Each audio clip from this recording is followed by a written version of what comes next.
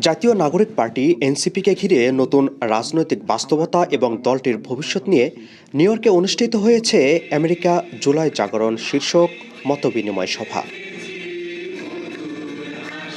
NCP diaspora alliance আয়োজিত অনুষ্ঠানে এনসিপির কর্মকাণ্ড তুলে ধরে বক্তারা বলেন, কোনো রাজনৈতিক দলের বিকল্প হিসেবে এনসিপি গড়ে তোলা হয়নি। এই জাগরণটা জামাতে ইসলামের জন্য না, এই জাগরণটা বিএনপির জন্য না বা অন্য কোনো দলের জন্য না। জাগরণটা হচ্ছে একটি পরিবর্তনের জাগরণ। আমরা বিশ্বাস করি, আমরা আজকে এনসিপির সাথে আছি। এনসিপি যতদিন পরিবর্তনের সাথে থাকবে, আমরা এনসিপির সাথে থাকবো।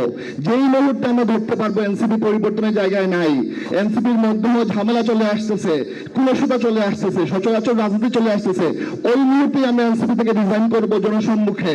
জুলাই যোদ্ধাদের মধ্যে বিভক্তি নিয়েও কথা বলেন বক্তারা।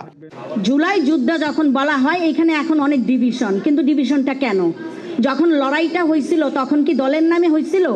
লড়াইটা কিন্তু হয়েছে ফ্যাসিবাদের বিরুদ্ধে, রাইট? আমরা অতিষ্ঠ হয়ে গেছি, আমাদের কাছে মনে হচ্ছে আমরা আর নিতে পারি না।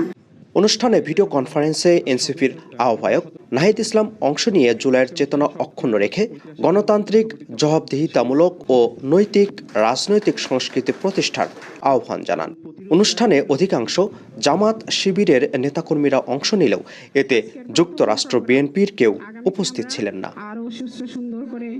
আপেল মাহমুদ, ঠিকানা নিউজ, নিউ ইয়র্ক।